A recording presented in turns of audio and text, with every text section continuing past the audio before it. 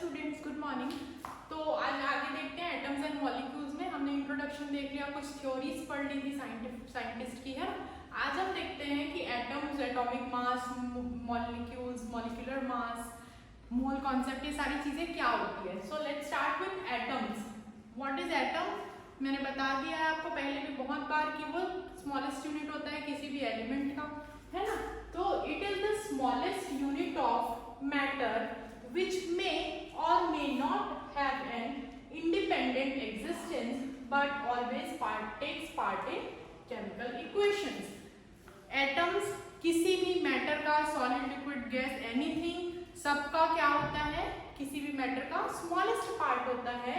And ये इनका कभी कभी कुछ एटम्स का इंडिपेंडेंटली एग्जिस्ट करते हैं, कुछ नहीं करते, लेकिन हाँ ये केमिकल इक्वेशन में पार्ट लेते हैं। जैसे कि H प्लस O है ना, 2H प्लस O मिलता है H2O। तो जो एटम्स है केमिकल इक्वेशन में पार्ट लेते हैं। ओके स्टूडेंट्स, तो ये इसका डेफिनेशन हो गया। नेक्स्ट पॉइंट लिखा है atomic radius is measured in nanometre.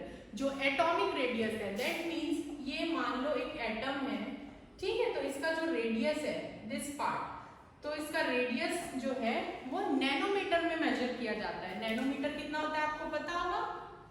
Nanometre क्या होता है?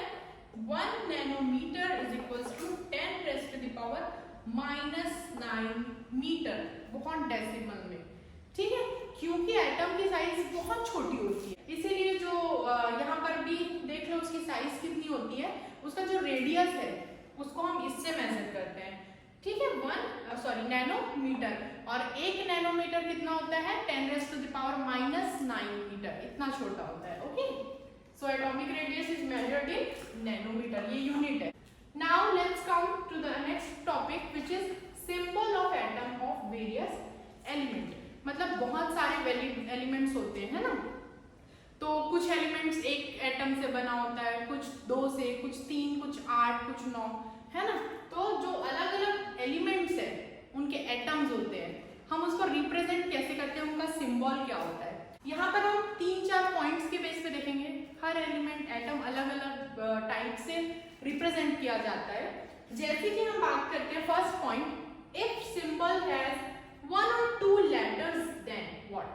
मतलब कि किसी भी एलिमेंट का सिंबल है उसमें एक से ज्यादा लेटर्स है, तो क्या होता है, first letter is always written in upper case, मतलब कैपिटल लेटर में, और जो उसके बाद जो लेटर आएगा वो हमेशा स्मॉल लेटर होता है। जैसे एग्जांपल देख लो यहाँ पर, एल्यूमिनियम, ठीक है। हाइड्रोजन की अगर बात करेंगे, सिंगल होता है H, हमेशा कैपिटल लेटर में ही लिखेंगे आप, ऐसे नहीं लिखोगे हाइड्रोजन या किसी भी उसको स्मॉल में, स्टार्टिंग स्मॉल से कभी नहीं होगी, ठीक है। तो हाइड्रोजन का ये हो गया। अगर मैं बात करूं एल्यूमिनियम, तो देखो कैपिटल A स्मॉल l, मतलब the first letter has to be in capital letter, ठीक है। जो फर्स्ट लेटर है उसको कैपिटल लेटर में लिखेंगे, सेकंड आप स्मॉल। अगर आप कैपिटल या कैपिटल L लिख देंगे एल्यूमिनियम, गलत हो जाएगा, ठीक है। तो रिप्रेजेंट कैसे किया जाता है सिंबल को? हमेशा अगर उसमें 2 लेटर्स हैं या 3 हैं तो आप उसको फर्स्ट लेटर कैपिटल लिखोगे, फिर स्मॉल लेटर्स आएंगे उसके बाद। ओके स्टूडेंट्स, तो ये था फर्स्ट पॉइंट। और देखते हैं कि कुछ अलग अलग सारे एटम्स हैं और कैसे टाइप से रिप्रेजेंट किया जाता है। Symbol of some atoms are represented like, मतलब कि ऐसा होता है कि कुछ एलिमेंट्स हैं जिसके सिंबल में फर्स्ट लेटर तो उसका रहेगा जो नाम है, बट उसके बाद जो लेटर लिखा जाता है वो उसी स्पेलिंग में से बाद में आने वाले लेटर्स को भी लिखा जाता है। एग्जांपल से हम समझते हैं, ठीक है। जैसे कि मैं बोल रही हूँ जिंक, जिंक का सिंबल क्या होता है? ZN। तो देखो ZI नहीं हुआ, ना ही खाली Z है, ठीक है। इसका क्या हुआ? Z है, पहला लेटर हमेशा सामने, और फिर बाद में जो लेटर आया है एक छोड़ के आया हुआ है वो लिखा गया है यहाँ ZN। वैसे क्लोरीन Cl होता है ना, capital C small l। Chlorine की स्पेलिंग ये होती है, C पहले लिखा, फिर H छूट गया, H नहीं है, L, ठीक है। तो क्लोरीन का कैसे रिप्रेजेंट किया गया सिंबल?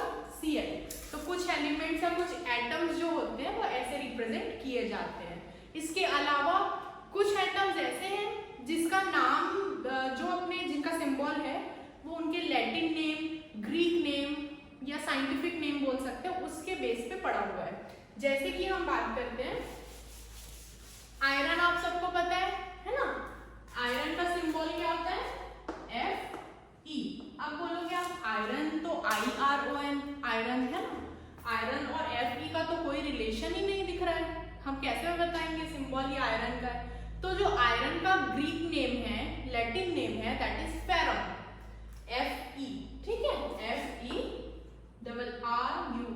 तो ये जो सिंबल है वो उसके जर्मन नेम, साइंटिफिक नेम के ऊपर पड़ा है, ठीक है। इसके अलावा और भी, जैसे कि अगर गोल्ड, AU होता है गोल्ड का, ऑरम उसका नाम क्या है? Aurum, AU। Sodium, Na, natrium is the scientific name, sodium का साइंटिफिक नेम है नेट्रियम, इसलिए Na। Potassium, K। Kalium is the German name, kalium उसका लैटिन नेम है ना, तो पोटेशियम का इसलिए K। तो ऐसे बहुत सारे डिफरेंट टाइप के सिंबल्स होते हैं एटम्स के। आप पीरियोडिक टेबल देखेंगे, ठीक है, अभी हमें 20 तक लर्न करना पड़ेगा उसको। Hydrogen, helium, lithium, beryllium, boron, carbon, ऐसे करके आप 20 तक के, कैल्शियम तक आके लर्न करेंगे। उनके सारे एटॉमिक नंबर तो 1 2 3 4 लाइन से रहता है। एटॉमिक मास भी याद करना है, वो हम आगे बताते हैं, देखते हैं ना। जो एटम्स होते हैं वो फ्रीली एग्जिस्ट करते हैं, ठीक है, क्योंकि जैसे कि हम बात करते हैं हीलियम की, हीलियम इनर्ट गैस है, नोबल गैस है ना, तो हीलियम जो है वो उतना रिएक्टिव नहीं होता, वो फ्री स्टेट में होता है, He। हम हीलियम को कैसे रिप्रेजेंट करते हैं? He से, ठीक है। लेकिन अगर मैं बात करती हूँ हाइड्रोजन की, है ना, हाइड्रोजन जैसे बहुत से एटम्स हैं, हीलियम जैसे भी है, तो हाइड्रोजन की अगर मैं बात करती हूँ तो ये बहुत रिएक्टिव होता है। हाइड्रोजन बहुत रिएक्टिव होने के कारण अपने जैसे और भी एटम्स है वो रिएक्ट करके एग्जिस्ट करता है। जैसे एक हाइड्रोजन एटम दूसरे हाइड्रोजन के साथ रिएक्ट करके ये किस फॉर्म में रहता है? H2 के फॉर्म में एग्जिस्ट करता है, ठीक है। तो कुछ एटम्स फ्री स्टेट में He, है ना, तो कुछ एटम जो है वो फ्री स्टेट में एग्जिस्ट करते हैं, लेकिन कुछ बहुत रिएक्टिव होने के कारण अपने जैसे ही एटम्स के साथ रिएक्ट करके इस फॉर्म में प्रेजेंट होते हैं। अगर मैं आपको हाइड्रोजन बोलती हूँ या हाइड्रोजन गैस, तो हम हमेशा H2 लिखते हैं, ना कि H, ठीक है। जब हम हाइड्रोजन गैस की बात करते हैं तो वो इस फॉर्म में एग्जिस्ट करता है, लेकिन जब हम हीलियम गैस बोलते हैं तो वो He, जो उसका सिंबल है, बस वो, है ना। और ये 2 एटम रहते हैं इसमें। हाइड्रोजन गैस के एलिमेंट में कितने एटम है? 2 हाइड्रोजन। तो ऐसे अपने रिएक्टिविटी के बेस पे ये अलग अलग स्टेट में, अलग अलग फॉर्म में एग्जिस्ट करते हैं। Okay, now atomic mass. Atomic mass मतलब किसी भी एटम का मास, वेट, ठीक है। तो कैसे निकालते हैं वो? जैसे कि हम किसी भी चीज का वेट निकालते हैं, है ना, तो किलोग्राम, ग्राम इसमें रहता है, ठीक है। लेकिन जो एटम है वो इतना छोटा है, केजी, ग्राम, ये सब जो क्वांटिटी यूनिट्स है वो एटम के लिए बहुत बड़े हैं, है ना, एक एटम के लिए बहुत बड़े हैं। तो एटम को मेजर करने के लिए एक AMU जैसी छोटी यूनिट हम यूज करते हैं। AMU क्या? सो AMU means atomic mass unit, atomic mass unit, AMU, या फिर आप इसको U भी बोल सकते हैं। U का मतलब unified mass, both are same, या तो आप उसको AMU बोलो या U, ठीक है। So what is it?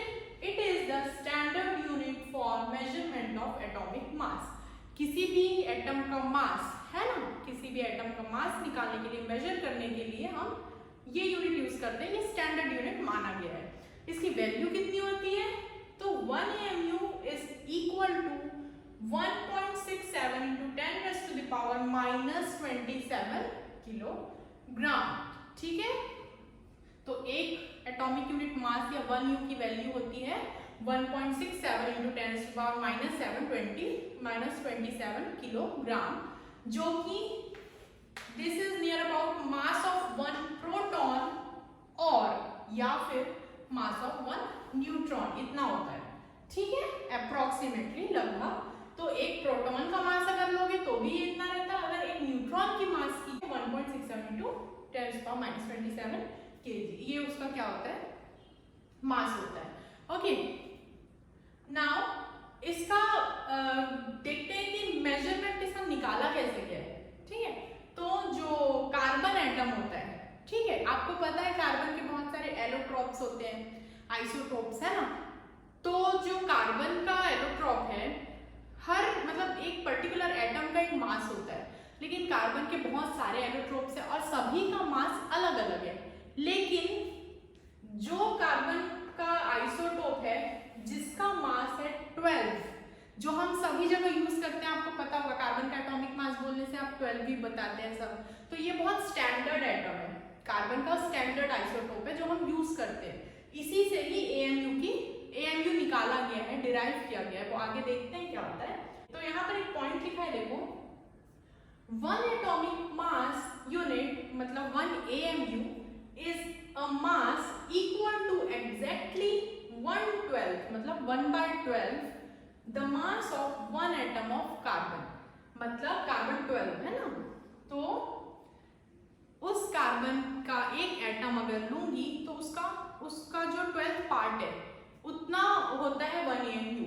कैसे, देखो, सपोज ये क्या है, कार्बन का एटम है, ठीक है, 1/12 मतलब कि मैं इसको 12 पीस में डिवाइड कर देती हूँ। ठीक है, कितना होगा, 1 2 3 4 5 6 7 8 9 10 12, है ना।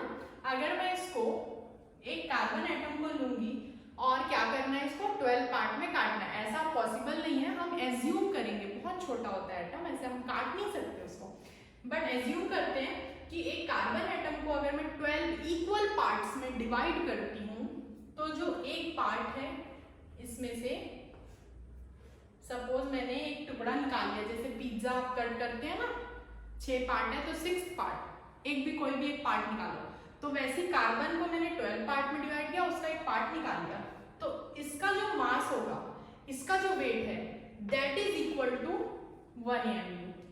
ओके, सो 1 AMU इज 1/12 मतलब 1/12 part of 1 carbon atom. 1 AMU को कैसे रिप्रेजेंट किया जाता है, it is the 1/12 part of carbon atom. जितनी वैल्यू इसके मास की होगी उतना ही 1 AMU होता है, विच इज न्यूमेरिकल में हम ये यूज करेंगे। तो क्लियर है स्टूडेंट्स, एटॉमिक मास और ये क्या होता है, AMU क्या होता है, यूनिफाइड मास क्या होता है।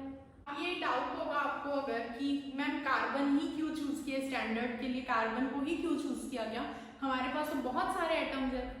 तो हुआ क्या, स्टार्ट उन्होंने हाइड्रोजन से किया, बट क्या होता था, बहुत उनके जो मास को कंपेयर किया गया तो बहुत छोटी वैल्यू, बहुत डेसिमल में वैल्यू मिलने लगी। लेकिन जब कार्बन का देखा गया तो वो बहुत परफेक्ट वैल्यू थी जो उन्हें चाहिए थी स्टैंडर्ड मानने के लिए, इसीलिए कार्बन को यूज किया गया as a standard atom for AMU। Okay, चलो आपके बुक में पेज नंबर 35 मैं यहाँ पर टेबल पेस्ट कर दूंगी। ठीक है, तो पेज नंबर 35 में जो ये टेबल दिया हुआ है, ठीक है, atomic masses of few elements, कुछ एलिमेंट्स यहाँ पर एटॉमिक मासेस दिए हुए हैं, वो आपको लर्न करना है। जैसे कि देखो, हाइड्रोजन का एटॉमिक मास होता है 1, कार्बन का 12, nitrogen 14, oxygen 16, sodium 23, magnesium 24, sulphur 32, chlorine 35.5 and calcium 40। तो ये कुछ मासेस है, ये आपको लर्न करने पड़ेंगे। ओके स्टूडेंट्स, मॉलिक्यूल्स के बारे में भी हमने पढ़ा है। ये किसी भी जो मॉलिक्यूल होता है वो किसी भी कंपाउंड का एक स्मॉलेस्ट पार्ट होता है, जैसे कि वाटर H2O। ठीक है, H2O वाटर एक कंपाउंड है जिसके अंदर क्या होते हैं, H2O मॉलिक्यूल्स होते हैं, स्मॉलेस्ट पार्ट। ठीक है, तो मॉलिक्यूल्स इट कैन ऑल्सो, ये आप नोट नहीं करेंगे, इसका मैं डेफिनेशन नेक्स्ट लगा दूंगी एक्सप्लेनेशन के बाद, वो आप नोट करेंगे। ठीक है, अच्छा, इसका अदर डेफिनेशन अगर देखें तो it is a group of 2 or more atoms that are chemically bonded together and tightly held together by attractive force। मतलब मॉलिक्यूल क्या होते हैं, जो 2 या 2 से ज्यादा एटम्स से मिलकर बनते हैं और वो एटम्स केमिकली बॉन्ड होते हैं। ऐसा नहीं कि फिजिकली हाइड्रोजन उठाया, क्लोरीन उठाया, मिला दिया, HCl बन गया, नो, केमिकल रिएक्शंस होता है तो वो कंबाइन होते हैं, सो केमिकली बॉन्डेड, और उनके बीच बहुत स्ट्रॉन्ग फोर्स ऑफ अट्रैक्शन होता है जिसके कारण वो एक दूसरे को अट्रैक्ट करके रखते हैं। फोर्स होता है, अट्रैक्टिव फोर्स। जैसे अगर मैं बात करूं HCl, ठीक है। तो HCl में हाइड्रोजन एटम, क्लोरीन एटम दोनों जब आपस में जुड़े हैं केमिकली, तो इन दोनों के बीच एक अट्रैक्टिव फोर्स है जिसके कारण वो दोनों बहुत स्ट्रांगली एक दूसरे से जुड़े हुए हैं। ओके स्टूडेंट, अगर मैं क्रिस्टल की बात करूं, ठीक है, जैसे कि Na और Cl, Na+Cl-, तो ये दोनों के बीच भी बहुत स्ट्रांग इलेक्ट्रोस्टैटिक फोर्स होता है जिसके कारण ये तो ऑपोजिट चार्ज के कारण एक दूसरे से अट्रैक्ट रहते हैं, ठीक है। ये तो आयंस की बात है, हम एटम की बात कर रहे हैं यहाँ। तो एटम वाले एग्जांपल में मैंने आपको H और Cl बताया, H और O कैसे रहता है, एक ऑक्सीजन दो हाइड्रोजन एटम, है ना, H2O वाटर, तो दो हाइड्रोजन और एक ऑक्सीजन बॉन्डिंग से जुड़े रहते हैं, ठीक है, टाइटली। ओके, नाउ आगे देखते हैं पॉइंट्स क्या है। मॉलिक्यूल्स ऑफ एन एलिमेंट, किसी भी एलिमेंट के मॉलिक्यूल्स की बात करें, अगर कंपाउंड अलग होता है, कंपाउंड दो या दो से एटम से बना होता है मिलके, लेकिन जो एलिमेंट है वो सेम टाइप के एटम से रहते हैं। कंफ्यूज बिल्कुल नहीं होना है ना, ये एटम्स वाली बात कर रहे हैं हम, एलिमेंट्स। ओके, देखते हैं, जहां भी दो या दो से ज्यादा एटम मिलके बन गए, है ना, तो वो मॉलिक्यूल कहलाता है। एलिमेंट्स में सेम टाइप के एटम होते हैं, हाइड्रोजन हाइड्रोजन हाइड्रोजन ऐड होगा, ऐसा नहीं कि H और O। अगर हाइड्रोजन और ऑक्सीजन मिलके वाटर बना रहे हैं, दो अलग टाइप के एटम है, तो वो कंपाउंड होता है। सेम टाइप के हैं तो वो एलिमेंट होते हैं। तो फर्स्ट पॉइंट एक्सप्लेन कर लेते हैं, देखते हैं, समझते हैं।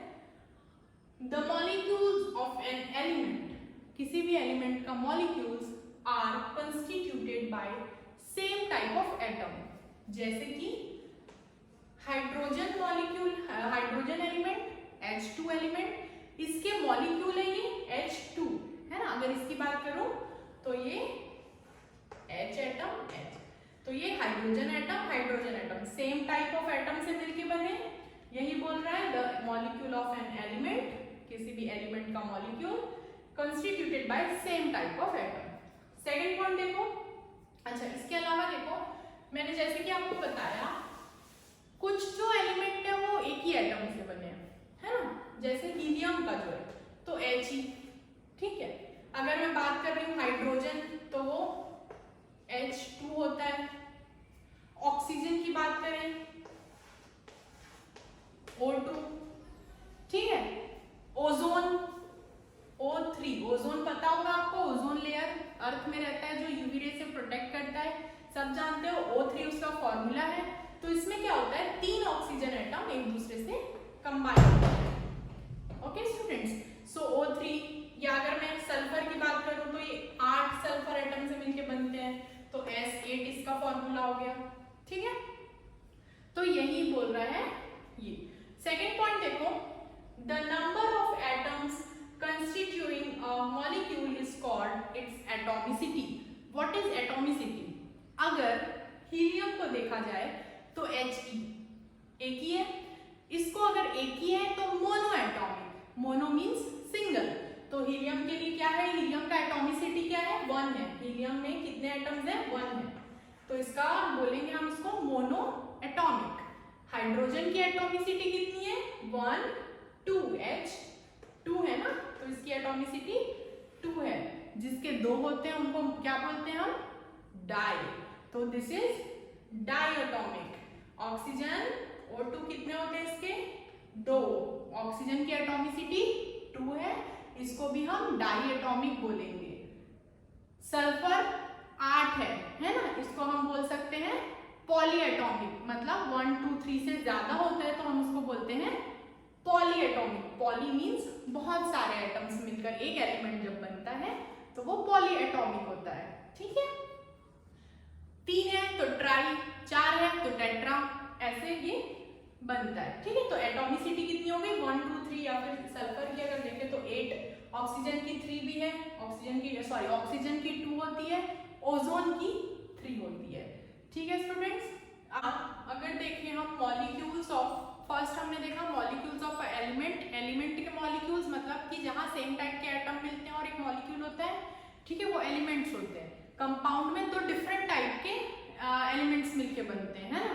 तो जब 2 एटम ऑफ डिफरेंट एलिमेंट, 2 अलग अलग एलिमेंट के एटम्स जब कंबाइन होते हैं एक साथ, तो वो इन डेफिनेट प्रोपोर्शन, एक फिक्स्ड रेशियो में, फिक्स्ड प्रोपोर्शन में, तब वो फॉर्म करते हैं मॉलिक्यूल ऑफ अ कंपाउंड। जैसे कि कंपाउंड क्या है, एग्जांपल शुरू से देते आ रही हूँ, H2O, hydrogen element, oxygen element. ये हाइड्रोजन एलिमेंट का एटम है, ये ऑक्सीजन एलिमेंट का एटम है। तो एटम ऑफ एलिमेंट्स कंबाइन होते हैं तो वो बनाते हैं molecule of a compound in a fixed ratio, मतलब इनका रेशियो फिक्स होगा। ऐसा नहीं कि 3 हाइड्रोजन और 1 ऑक्सीजन डाल दिए और उसको हम वाटर बोलेंगे, नहीं। वाटर अगर एक कंपाउंड है तो उसका फिक्स होगा 2 हाइड्रोजन 1 ऑक्सीजन। हाइड्रोक्लोरिक एसिड बोल रही हूँ तो 1 हाइड्रोजन 1 क्लोरीन फिक्स है, ठीक है। CO2 अगर हम बोल रहे हैं तो 1 कार्बन 2 ऑक्सीजन फिक्स है। तो डेफिनेट प्रोपोर्शंस। अच्छा, इसके चार्ट देखो, यहाँ पर 2 चीजें हैं, ratio by mass and ratio by number. एक करेंगे ratio by mass and ratio by number, ठीक है। एटम्स के मास के ऊपर रेशियो देखेंगे और नंबर के बेस पे।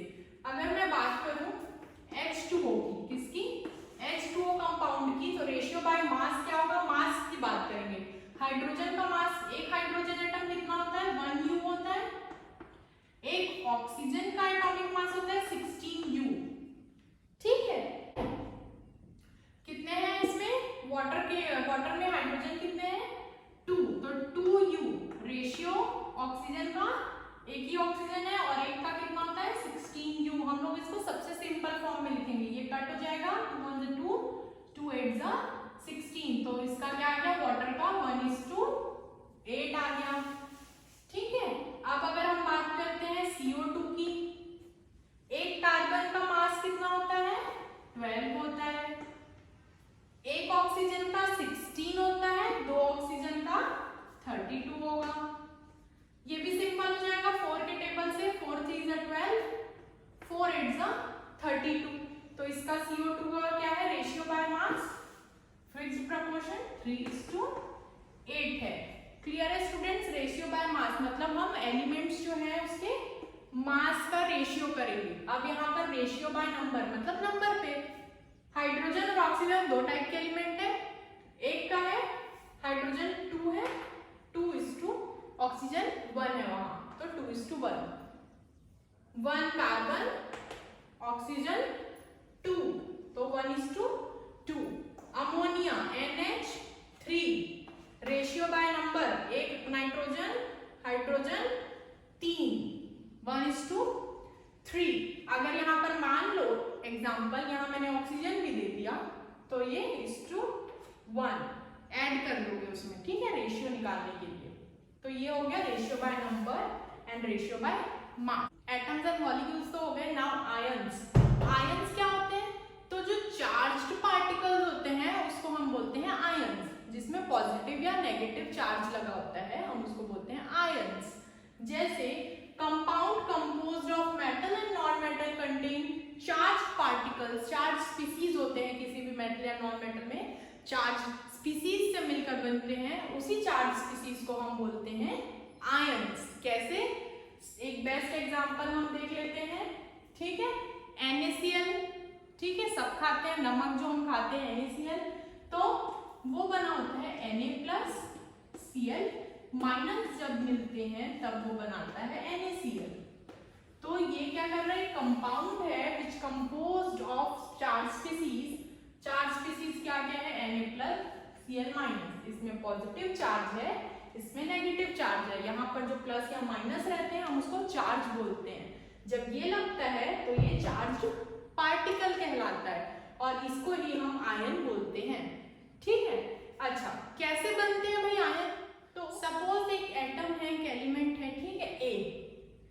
ये जब क्या करता है, इलेक्ट्रॉन यहाँ पर है, ठीक है, इसके इलेक्ट्रॉन्स है, इलेक्ट्रॉन से इसके अंदर इलेक्ट्रॉन्स है, ये जब है ना इलेक्ट्रॉन लूज कर दिया, किसी भी कारण से इलेक्ट्रॉन डोनेट कर रहा है, किसी और को चाहिए और वो उसको अगर हेल्प करने के लिए अपना इलेक्ट्रॉन अपने से दे रहा है, या इलेक्ट्रॉन लूज कर रहा है, इलेक्ट्रॉन उसका किसी को ना मिलके फ्री स्टेट में भी है, मतलब अगर किसी भी एटम से क्या है इलेक्ट्रॉन अगर जा रहा है ना, तो वहां पर क्या लग जाता है,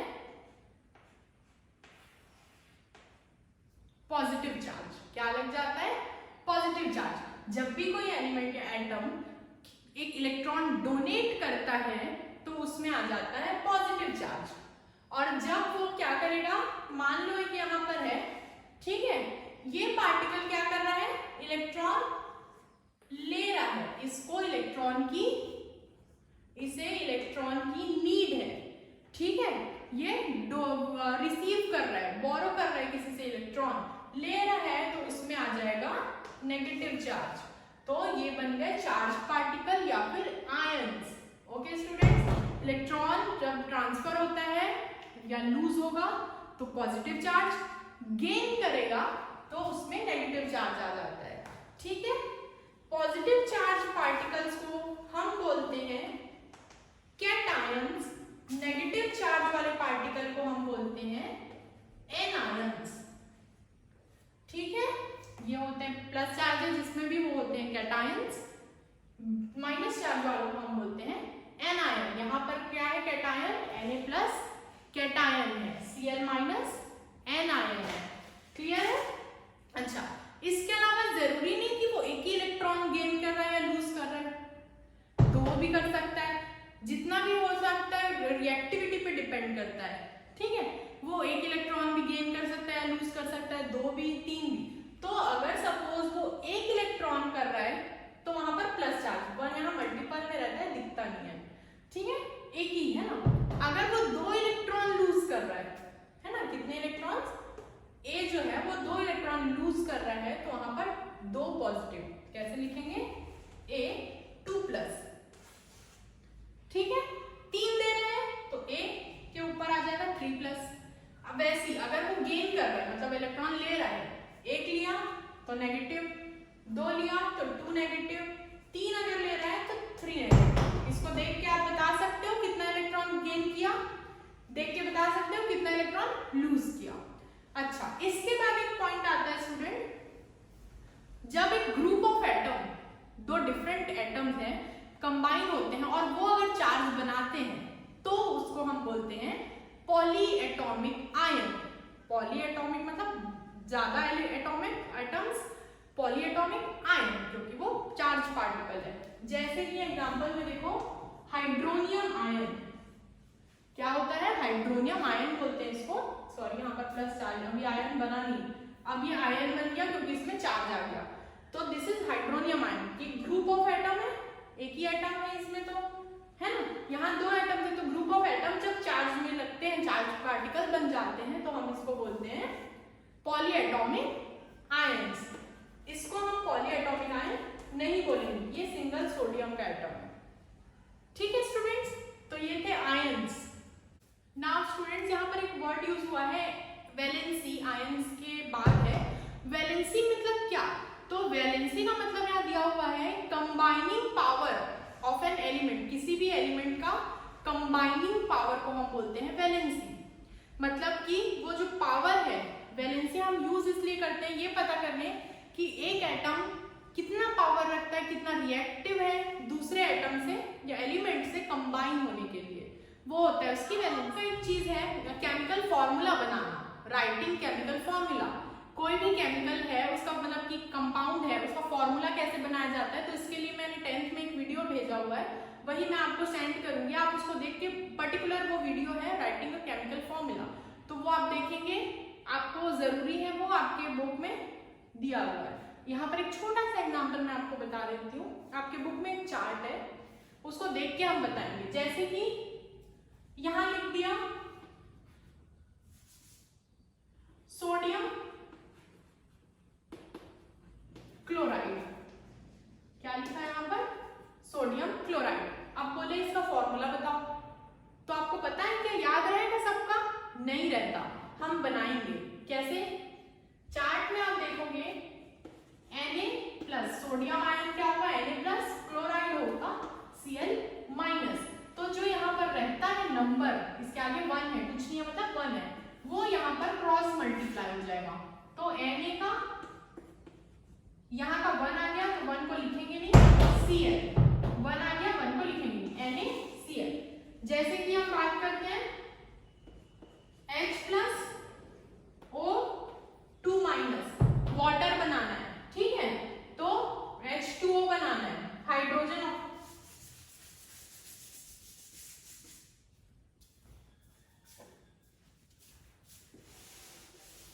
जैसे कि मैंने बोला सोडियम हाइड्रोक्साइड, क्या बोल रही हूं मैं, सोडियम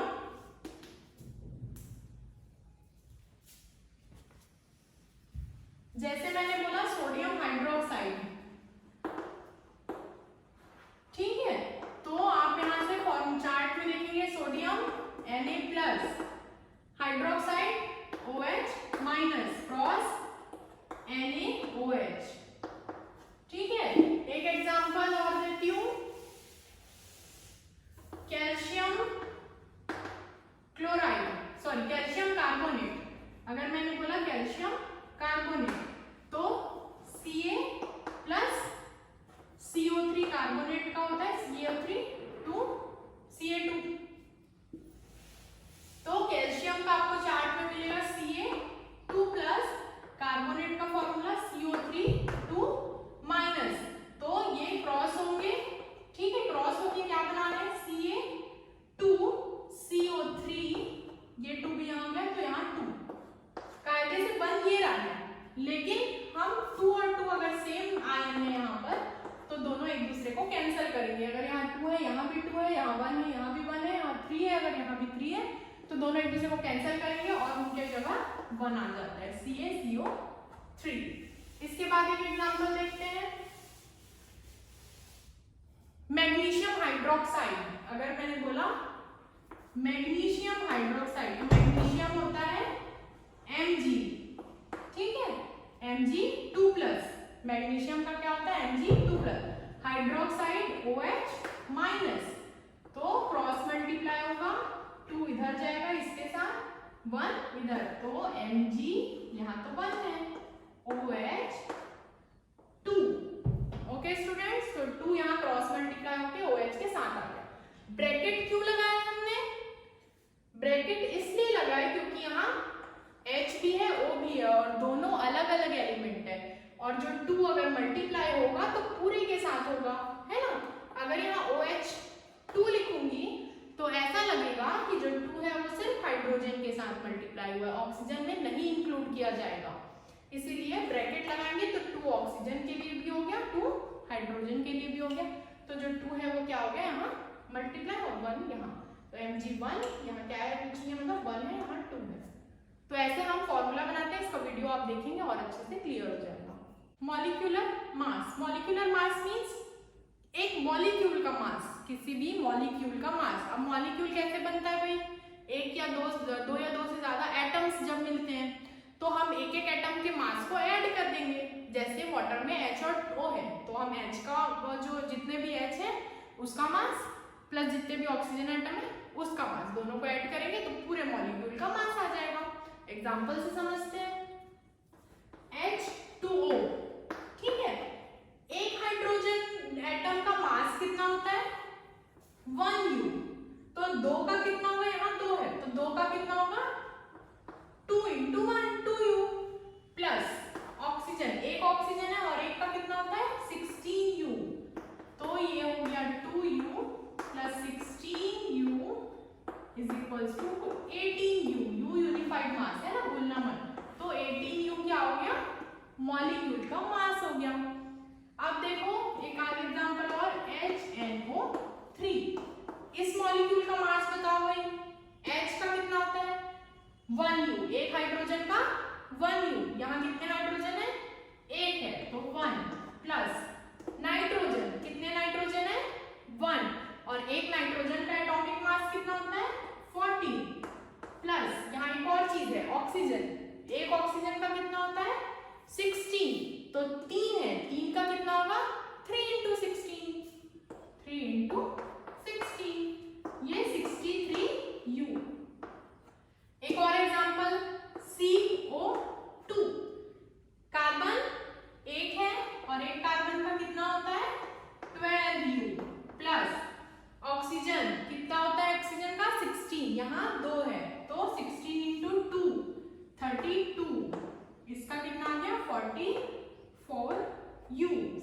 का मॉलिक्यूलर मास। कुछ होमवर्क देती हूँ, आप लोग बनाएंगे, ट्राई करेंगे। H2SO4 NaOH, ठीक है, HCl, या बना के बताएंगे इसका मॉलिक्यूलर मास कितना आ रहा है। ओके स्टूडेंट्स, आगे देखते हैं फॉर्मूला यूनिट मास क्या होता है। फॉर्मूला यूनिट मास क्या होता है? फॉर्मूला यूनिट मास कुछ भी नहीं है स्टूडेंट्स, सेम मॉलिक्यूलर मास, जैसा मॉलिक्यूलर मास हमने पढ़ा उसी वे में आप इसको भी कैलकुलेट करोगे। कुछ डिफरेंस नहीं है कैलकुलेशन में, अगर वो आ गया तो ये भी आ गया, बट डिफरेंस एक ही है। वो क्या है? जो फॉर्मूला यूनिट मास है वो किस चीज के लिए यूज किया जाता है? ऐसे कंपाउंड, ऐसे सब्सटेंस के लिए यूज किया जाता है जिसके जो पार्टिकल्स है वो आयंस होते हैं। जो आयन से मिलकर पार्टिकल बना है उसका जब हम कैलकुलेट करते हैं मास, तो फॉर्मूला के बेस पे किया जाता है। ठीक है, तो फॉर्मूला यूनिट मास कहा जाता है। जैसे कि NaCl क्रिस्टल है, ठीक है, ये Na+Cl-, तो हम क्या करेंगे? Na+ और Cl- से बना हुआ है, तो हम ये नहीं देखेंगे कि इसमें कितने Na है, 13 है, 12 है, हम वो नहीं देखेंगे, हम इसके फॉर्मूला में देखेंगे। फॉर्मूला क्या है? Na मतलब सोडियम, इसको हम एक ही काउंट करेंगे, है ना। तो हम इसके फॉर्मूला के बेस पे काम करते हैं, मास निकालते हैं, इसलिए हम इसको क्या बोलते हैं? फॉर्मूला यूनिट मास, जो आयन से प्लस या माइनस से मिलकर बने होते हैं। तो इसी का एग्जांपल ले लेते हैं, NaCl का मास, Na सोडियम 1, ठीक है, यहाँ फॉर्मूला में 1 दिख रहा है तो 1, भले इसके NaCl में कितने, क्रिस्टल में कितने भी Na हो या Cl हो, हम क्या बोलेंगे? एक ही काउंट करेंगे, क्योंकि फॉर्मूला में हमें जो दिख रहा है। तो Na क्या हो गया? Na का कितना होता है? सोडियम का 23 और एक ही है, प्लस एक क्लोरीन है, क्लोरीन का होता है 35.5 U मास, तो टोटल आ गया 58.5 U। तो ये इसका क्या आ गया? ये U है, ठीक है, ये आ गया फॉर्मूला यूनिट मास। फॉर्मूला के बेस पे निकाल रहे हैं, सेम है, मॉलिक्यूलर मास के जैसा ही कैलकुलेशन है, तो आपको एक ही समझ के आप इसको सॉल्व करेंगे। ओके, तो स्टूडेंट्स यहाँ पर आपको एक चार्ट दिख रहा है, एटॉमिक मासेज है, जिसके atomic number and atomic mass है, जिसके अकॉर्डिंग, जिसका हेल्प लेके मैंने आपको जो होमवर्क दिया है वो आप निकालेंगे और बहुत सारे मॉलिक्यूल्स के मॉलिक्यूलर मास निकालेंगे, प्रैक्टिस करेंगे। ठीक है, बुक में जितने भी आपके दिए हुए हैं, यहाँ पर देखो 20 तक दिया हुआ है, इतना ही आपको अभी करना है, इतना ही लर्न करना है।